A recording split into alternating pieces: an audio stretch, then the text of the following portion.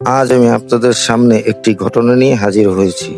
ঘটনা হচ্ছে ভারতের, এটি বাংলাদেশের নয়। এবং মনোযোগ সহকারে শুনবেন, ভিডিওটা সবাই পুরো দেখবেন, তাহলে বুঝতে পারবেন আমি কেন ভারত নিয়ে কথা বলছি। আপনারা অবশ্যই জানেন যে ভারতে অনেকদিন ধরে লাদাখের মানুষ একটা আন্দোলন করে আসছে।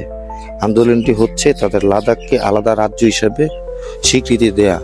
কারণ তারা এই রাজ্য হিসেবে স্বীকৃতি চায়, কারণ এই পর্যন্ত তারা লাদাখের যারা অধিবাসী আছে তারা এখন পর্যন্ত ভারতের নাগরিকত্ব পায়নি।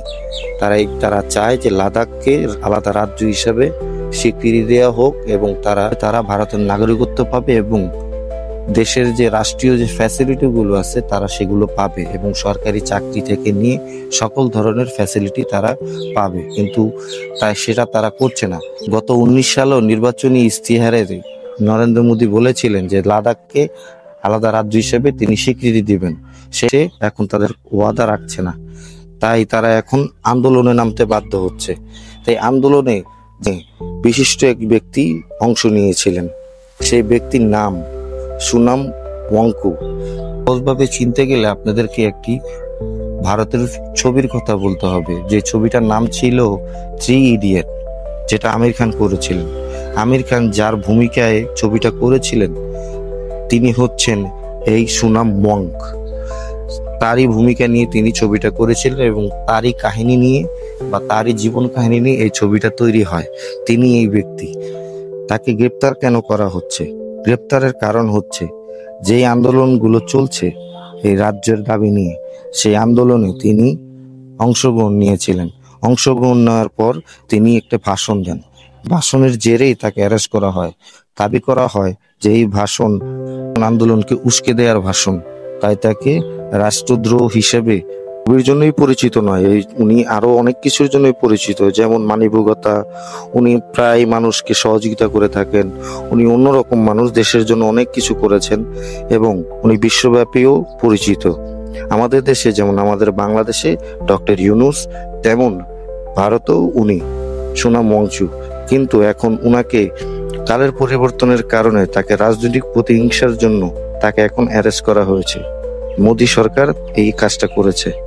এবং শুধু উনি এরকমই একজন ব্যক্তি যে আমাদের ডক্টর ইউনূস যেমন নোবেল লয়ার, তেমন উনি নোবেল লয়ার হতে পারেননি, তবে অনেকগুলো আন্তর্জাতিক পদক উনি পেয়েছেন, সম্মান, অনেক দেশের থেকে তিনি সম্মান পেয়েছেন। তবে ডক্টর ইউনূসের মতো এতটা সম্মান উনি হয়তো পেতে পারেননি, তবে তার থেকে একটু নিচে উনি আছেন সম্মানের দিক দিয়ে। কিন্তু তারপরও তার দেশের মানুষ অনেক তাকে পছন্দ করে এবং দেশের জন্য উনি অনেক কিছু করেছেন। গরিব ছেলেমেয়েরা যত ফ্রিতে পড়াশোনা করতে পারে সেই ব্যবস্থা উনি করেছেন। নিজের টাকা, নিজের অর্থায়নে একটি বিশাল একটি স্কুল করেছেন, যেখানে যারা বাচ্চারা ফেল হয়ে যায়, ধরেন আপনি ফেল হয়ে গেছেন, সে ফেলিয়ার বাচ্চারা সেখানে চান্স পায়। যারা পাস করে বা যাদের রেজাল্ট ভালো তারা ওইখানে চান্স পায় না। উনি মেধাবী ছাত্রদেরকে ওইখানে ভর্তি করতে দেন না। উনি যারা ফেল করে, যাদের মাথায় কিছু ঢুকে না বা পড়ালেখা খুবই খারাপ, তারাই ওখানে সুযোগ পায়।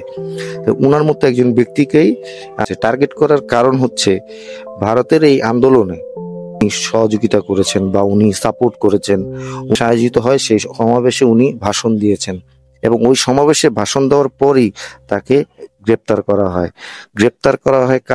কি কারণ দেখিয়ে? যে উনি ভাষণে আন্দোলনকে উস্কে দেওয়ার মতো আন্দোলনে ভাষণ দিয়েছেন। তাই উস্কে দেওয়ার আন্দোলনে ভাষণ দেওয়ার কারণে উনাকে অ্যারেস্ট করা হয়েছে। কিন্তু ওই ভাষণে কিন্তু এরকম কোনো বক্তব্য উনি দেননি যাতে মানুষ উস্কে যায়। এটা মানুষের অনেক পুরনো দাবি, যেটা 2020 সাল থেকে শুরু হয়। এই 2020 সাল থেকে আর 5 বছর আগে থেকে শুরু হওয়া দাবি হঠাৎ করে তার যোগ দেওয়াতে এখন উনি উস্কিয়ে দিছে। তাহলে 5 বছর ধরে তো এই আন্দোলন চলতেছিল, তাহলে তখন কেন উস্কে নেই? এটা ভারতের মানুষের কথা।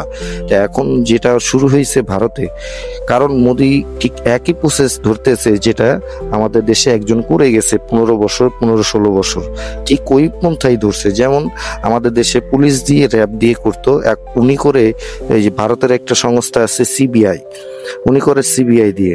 সিবিআই এমন একটা সংস্থা যে ওনারা যদি কোনো জায়গায় রেড করে, তাহলে ভারতের মানুষ মনে করে আসলে কিছু একটা করছে। কারণ সিবিআই কে ভারতের মানুষ অনেক বিশ্বাস করে। সিবিআই এমন একটা সংস্থা যে তারাই একমাত্র ভরসার জায়গা, যে তারা সুষ্ঠু তদন্ত করে। কিন্তু নরেন্দ্র মোদী প্ল্যান খাটিয়ে, যেহেতু এই সংস্থাকে মানুষ বেশি বিশ্বাস করে, তাই এই সংস্থাকে নরেন্দ্র মোদী নিজের আয়তনে রেখে নিজের মতো সাজিয়ে নিজের মতো কাজ করাচ্ছে।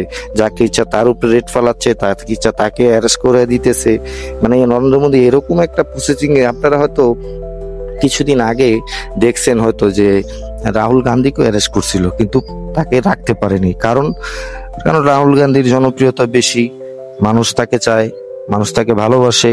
এখন তাকে রাখা তো মুশকিল, তাই তাকে রাখতে পারেনি জনপ্রিয়তার কারণে। আর তাকে যখন অ্যারেস্ট করা হয়, মোটামুটি ভালো প্রোটেস্ট হয়েছে, প্রোটেস্ট হওয়ার কারণে তাকে রাখা যায়নি, তাই ছেড়ে দিছে। এখন মূল বিষয় হলো নরেন্দ্র মোদী মানে শুধু এরকম একটা ব্যক্তিকে যদি জেলে ভরতে পারে, যার নামে কোনো মামলা নেই, কোনো ক্লেম নেই, কোনো মানে সহিংসতার কোনো প্রমাণ নেই, তাকে জেলে ভরলো। কারণ কি? কারণ একটাই, কারণ তিনি প্রোটেস্ট করেছিলেন। আর এই প্রোটেস্টে মোদী সরকারের যে ভাবমূর্তি, এটা ক্ষুণ্ণ হয়েছে, ক্ষুণ্ণ হওয়ারই কথা। কারণ 2019 সালে নির্বাচনী ইশতেহারে তিনি বলেছিলেন, যদি আমাদের সরকার আবার ক্ষমতায় আসে তাহলে লাদাখকে আমরা রাজ্য হিসেবে স্বীকৃতি দেব।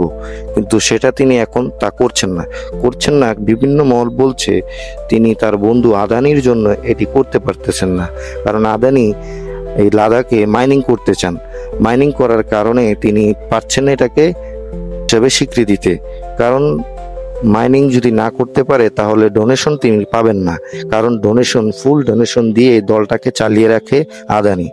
তাই তিনি এখন আদানির বিরুদ্ধে গিয়ে কোনো কিছুই করা সম্ভব না, তাই ইনি পারছেন না।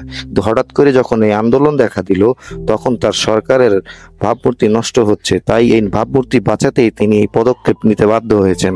যার বিরুদ্ধে কোনো মামলা নেই, কোনো কিছুই নেই, তাকে অ্যারেস্ট করেছেন ফালতু একটি অজুহাত দেখিয়ে। এখন বিষয় হলো, উনি যদি এই কাজ করতে পারেন, তাহলে কি এই দেশের কোনো গণতন্ত্র এখনো কি অবশিষ্ট আছে? অবশ্যই না। তবে তিনি চেষ্টা করে যাচ্ছেন এই দেশের গণতন্ত্রকে দাবিয়ে রেখে তিনি ক্ষমতায় বসে থাকবেন। মোদী যখন এরকম সাধারণ একটা মানুষকে তিনি জেলে ভরতে পারেন, তাহলে তিনি সামনে আরো দিন গেলে কত কিছু করতে পারেন। তাই ভারতের মানুষের কাছে আমার বিনীত অনুরোধ, আপনার সময় থাকতে চোখটা খুলে দেখুন এবং সচেতন হন। ইনি দেশের কোনো উপকারে আসছে না, শুধু আসছে ক্ষতি করার জন্য। তাই আমরা সবাই মিলে বুঝতে পারতেছি যে বাংলার মানুষ বুঝতে পারতেছে ভারতে কি চলতেছে, কিন্তু যদি ভারতের মানুষ তা না বুঝে, তাহলে তো আমাদের কিছু করার নেই। তবে আমরা তাদের চোখ মিলে দেওয়ার জন্য শুধু এটুকুই বলবো, চোখ কান খোলা রাখুন এবং দেশকে এগিয়ে নিয়ে যাওয়ার জন্য ভালো প্রতিনিধিকে বেছে নিন।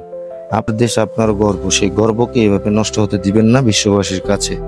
মোদী ঠিক একই প্রসেসে হাঁটতেছে, তাই আপনারা সাবধান হন, সচেতন হন, নিজের দেশকে বাঁচান, সঠিক প্রতিনিধিকে নির্বাচন করুন।